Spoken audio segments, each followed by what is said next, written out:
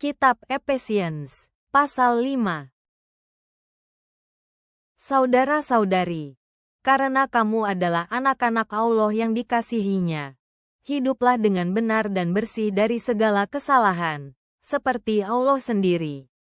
Kasihilah satu sama lain sesuai dengan teladan Kristus, yang sudah mengasihi kita sampai memberikan dirinya sendiri sebagai kurban kepada Allah demi kita. Persembahannya itu sangat harum dan menyenangkan hati Allah. Janganlah ada percabulan, kejahatan, atau keserakahan di antara kalian. Hal-hal itu sama sekali tidak pantas bagi umat Allah, karena kalian sudah disucikan olehnya.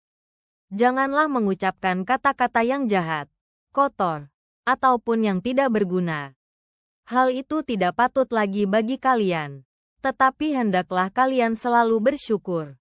Orang yang melakukan percabulan, kejahatan, atau keserakahan tidak akan menjadi warga kerajaan Kristus dan Allah. Ingatlah itu baik-baik, karena orang yang serakah sama saja dengan penyembah berhala. Mereka mendewakan uang. Jangan terpengaruh oleh bujukan orang lain. Yakinlah, murka Allah pasti menimpa semua orang yang tidak taat dan melakukan dosa-dosa tersebut. Oleh karena itu, janganlah kalian ikut melakukan dosa-dosa itu seperti mereka. Memang dahulu kalian hidup dalam kegelapan, tetapi sekarang kalian sudah masuk ke dalam terang Tuhan.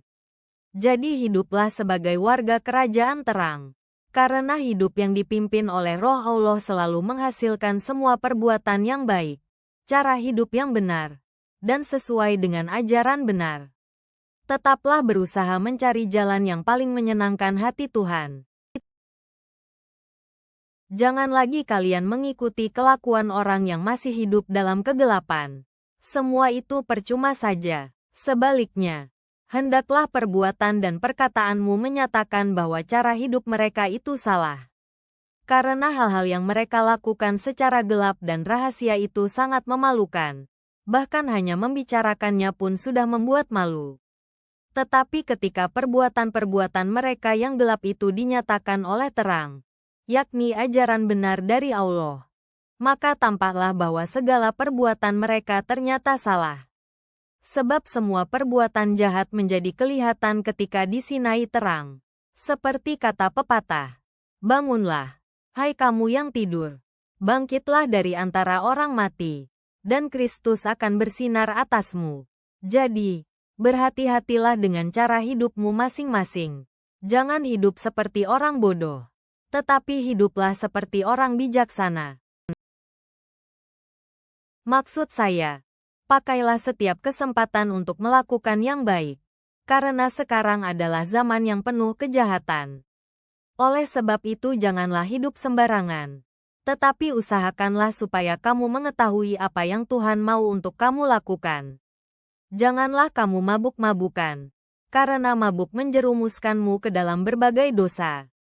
Sebaliknya hendaklah hidupmu dikuasai Roh Allah dengan selalu bernyanyi kepada Tuhan dalam hatimu, dengan saling menguatkan lewat lagu-lagu pujian bagi Allah, baik lagu dari kitab Mazmur, firman Allah, maupun lagu rohani yang lain. Juga dengan mengucap syukur atas segala hal kepada Allah Bapa melalui penguasa kita Kristus Yesus. Hendaklah kamu rendah hati dan bersedia menghormati kemauan satu sama lain. Dengan begitu kamu juga menghormati Kristus. Jika kamu seorang istri, hendaklah kamu menaati suamimu sama seperti menaati Tuhan Yesus. Karena suami adalah kepala dari istri, sama seperti Kristus adalah kepala dari seluruh jemaat Allah. Sebagai tubuh Kristus, kita taat kepada Dia yang sudah menyelamatkan kita. Jadi sebagaimana seluruh jemaat menaati kehendak Kristus, begitu jugalah istri menaati kemauan suaminya dalam segala hal. Sebaliknya, jika kamu seorang suami, kasihilah istrimu sama seperti Kristus mengasihi kita jemaat Allah. Dia bahkan mempersembahkan dirinya sebagai kurban bagi kita, supaya kita disucikan dan menjadi miliknya yang istimewa.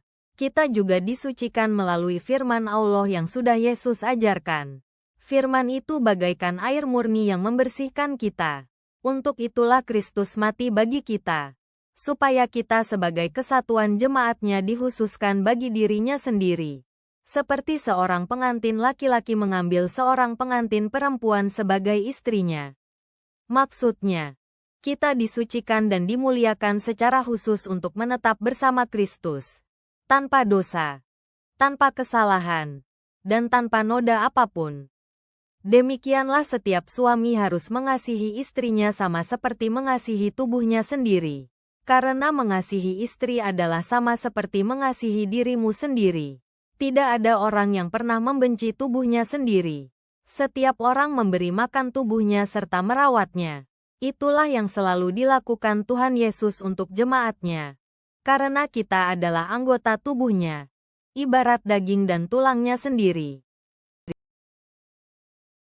Hal itu sesuai dengan yang tertulis dalam kitab suci.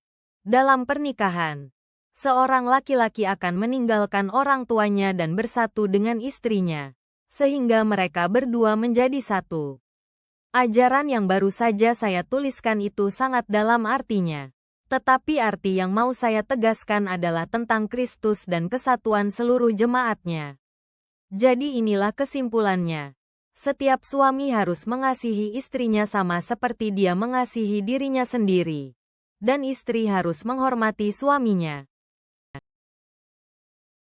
Bapa Surgawi, kami bersyukur kepadamu atas anugerah kasih dan panggilan untuk berjalan dalam terang sebagai anak-anak-Mu. Tolonglah kami untuk mewujudkan semangat penyerahan diri dan saling menghormati dalam hubungan kami. Mencerminkan kasih pengorbanan Kristus dalam segala yang kami lakukan. Biarlah perkataan dan tindakan kami menjadi keharuman yang manis bagimu. Menarik orang lain mendekat kepada kebenaran-Mu. Biarlah damai sejahtera-Mu memerintah atas kami, Tuhan. Amin.